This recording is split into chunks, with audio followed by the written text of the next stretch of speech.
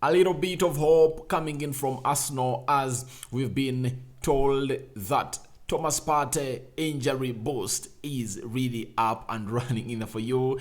Jesus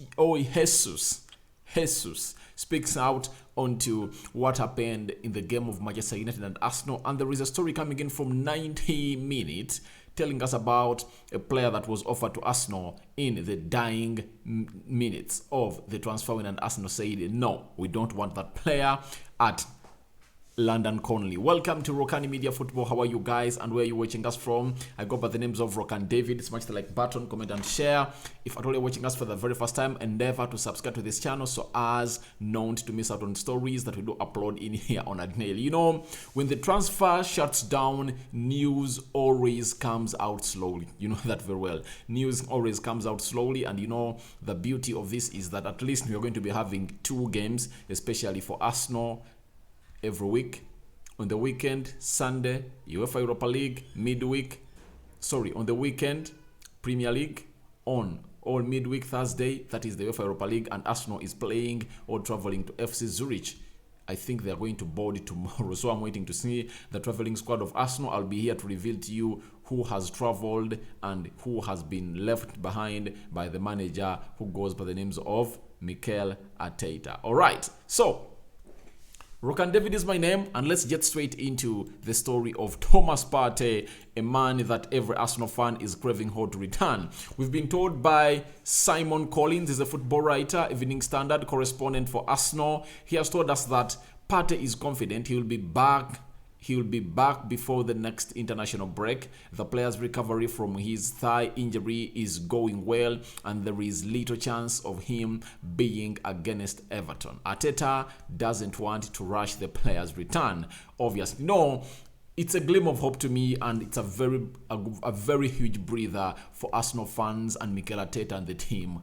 Playing against Manchester United, you saw the midfield struggling. However, much Sambi Lokonga played well against a team which goes by the names of Aston Villa, and Mohamed Elneny played well against Fulham. But there is something that Partey really has ahead of those 2 central defensive midfielders at Arsenal. I really believe that he brings a lot of energy.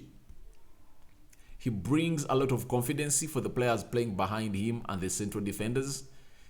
He protects the back line of Arsenal, and he is always the destroyer. He breaks play for the opponent when they are really attacking. I really believe that it wouldn't have been an easy game for United to win, as they won it 3-1, especially if at all Thomas Partey was into that midfield area. I would believe that even Ten Hag would have gone in with a player like Casemiro, because when you look at Lokonga in the central defense midfield area, it's easy for manager to say, all right, let me bring in Scott McTominay to tussle him out and cancel him out. But Thomas Partey, really, with the experience he has had, Thomas Partey has faced Casemiro in the La Liga. They know themselves well. I really believe that a call would have been made by Ten Hag to really bring in Casemiro because of the experience of Thomas Partey. But Thomas Partey's absentia is really costing Arsenal. But the good news is that he is expected to return before the international break. That is Thomas Partey, and everyone is talking good about him, but obviously a lot of injury concerns. To me, I felt very bad. I don't support Arsenal, but I was questioning the competency of the Arsenal team or the Arsenal board and Mikel Arteta for not bringing in a central defensive midfielder. Because to me, I really believe that the cheapest people to get in the world now are central defensive midfielders. When you look at the scouting team of Arsenal, it's really good at doing that. Arsenal is good at scouting. And Arsenal that went ahead and brought Fabio Vieira from FC Porto, a player that no one was really talking about. You can tell me that it can't scout a central defensive midfielder. There are very many outside there who are cheap. They can get at like 10, 15, 20 million euros. And I think that money was available. And when you look at the money they bid for Douglas Luiz towards the end of the window, obviously, it showed you that they had the money to spend on a central defensive midfielder, but they are just not accurate. And they never gave it a lot of time to really germinate. But obviously, a team which goes by names of Arsenal really wanted a central defensive midfielder because they knew that Thomas Partey, Mohamed Elneny all injured. They can't really operate with Sambi Lokonga, because if at all Sambi Lokonga gets an injury, now who do you play there? So Mikel Arteta is saying, I'm not going to rush Partey to return, and he's right, because if you rush Partey to return, you are really causing havoc to yourself, because let me show you the fixtures of Arsenal on the screen and show you, and I show you why there is no reason for Mikel Arteta to rush a player who goes by the names of Thomas Partey. I think the next games of Arsenal are really winnable. They are playing FC Zurich, that is away. You know that very well. That's going to be on Thursday. Let me flash the fixture of Arsenal onto your screen to confirm to you that there is no reason for hurrying Thomas Partey. So, you see they are playing FC Zurich on Thursday. That's it. They are playing Everton on Sunday. I think that game doesn't require Thomas Partey. PSV, maybe the presence of Sangare, but not as much. I think Arsenal can beat PSV without Thomas Partey. Brentford, I really believe Arsenal can beat Brentford without Thomas Partey. Now, this is where Thomas Partey is needed. The game of Tottenham, Liverpool, you get, in these games. But obviously, we are being told that he's going to return before the international break. The international break starts on 19th September, and that means in the game of PSV and Brentford, Thomas Partey might be available. So let's wait and see what is going to happen in here onto the channel as far as Thomas Partey is concerned. Now, to confirm that Thomas Partey is going to return before the international break and is going to be playing for Arsenal, obviously, we've been told Thomas Partey is yet to take part in full training, but is hoping to be involved in some group work this week. You know that very well. So, full training expected, but he's going to be on the grass this week. What a better way to go on and really see that happen. Now, the Ghana national team coach has really included Thomas Partey into his national team provisional squad. Thomas Partey has been included, and let me show you the list and show you where his name is. This is a confirmation that Thomas Partey has told his national team coach, please, I'm going to be available, so you can include me in the fight. So look at the midfielders. Thomas Partey, Arsenal. I think you now know who is who into this team of Arsenal, and obviously good confirmation that Thomas Partey is going to be back before the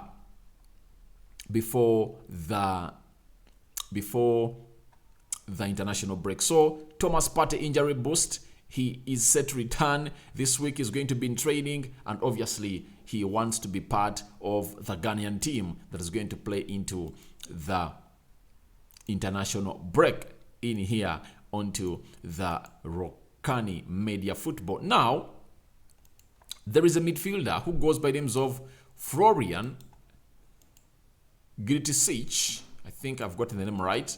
This guy is really a good player. Now, he's an Australian and he plays as a midfielder, all central defender. But this player was offered to Arsenal and Arsenal said no. But when you look at him, I think he really fits better in obviously what Arsenal wants. He can play as a central defender, he can play as a CDM. You get? And this is exactly what Arsenal would have wanted. But obviously, they offered them this player towards the deadline day, and Arsenal said no. This story has been told us by 90 Football. They told us that Arsenal were offered a number of midfielders heading into the final days of the transfer window last week. 90 minute understands. Florian Grillitsch was one player that had been put forward to Arsenal before he signed for Ajax on deadline day. Now, this player was so much linked to Arsenal even last summer. You see, agents are doing a very good job to promote their players and put them on the market. But obviously, this showed you that this was a lie. It was not a player that Mikel Arteta was looking at, because if he was chasing for him, obviously, he would have gotten him because the player was offered to Arsenal.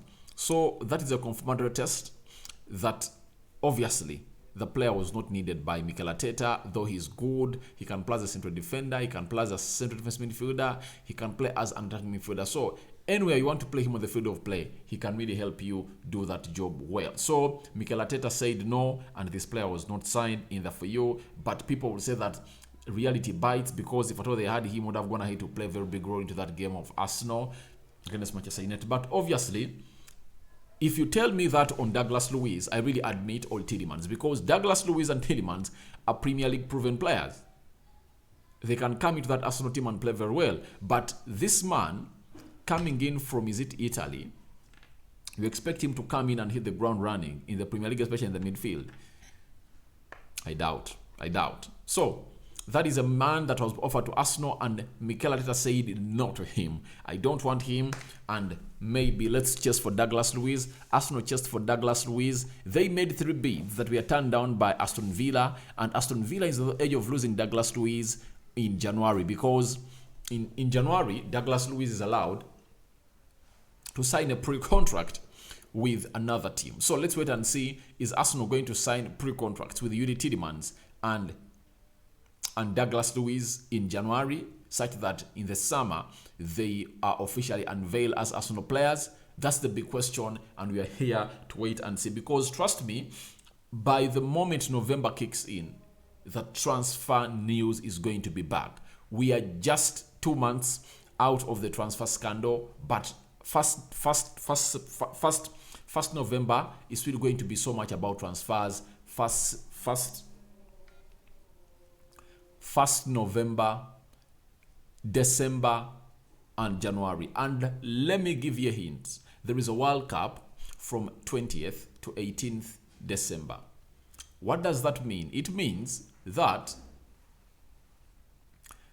there are very many players we are going to be watching in the World Cup whose agents are going to be busy. Teams are going to be sending their scouts to the World Cup to really scout out players, and that shows you how heated up November is going to be. World Cup, and obviously what we call the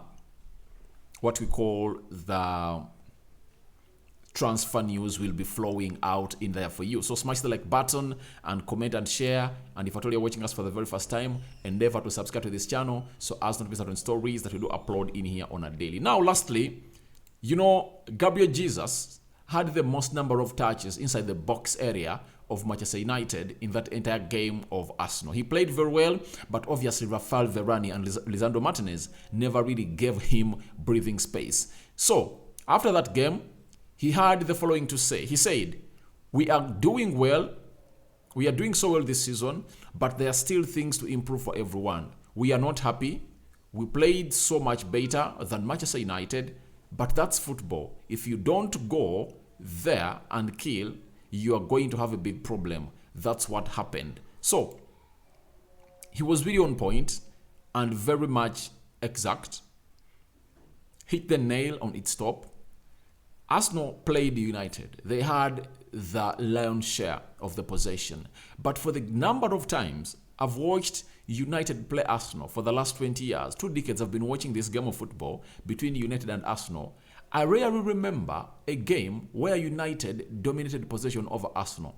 Arsenal would always come either at Old Trafford, or Highbury, or Emirates and pass United off the park. But United just look for a moment to go on and score that goal. That's it. But Arsenal always played some good football and they passed us off the park always. So to me, I was not surprised. But for Gabriel Jesus, he goes ahead to say that they are doing so well this season. Obviously, it's written all over it's written everywhere that after 6 games in the Premier League, Arsenal is on top of the table with 15 points. That is undoubted, and they are really playing very, very, very well. So that is Arsenal in there for you. A man who goes by the names of Gabriel Jesus is doing a very good job to come in and really do the needful and really come in and really let us know about this. Thank you guys for watching in. This is the first recording of the day, and your reactions are welcome into the comment section below. I go by the names of Rokani David. I sign out for now. See you later. May the Almighty Lord bless you abundantly.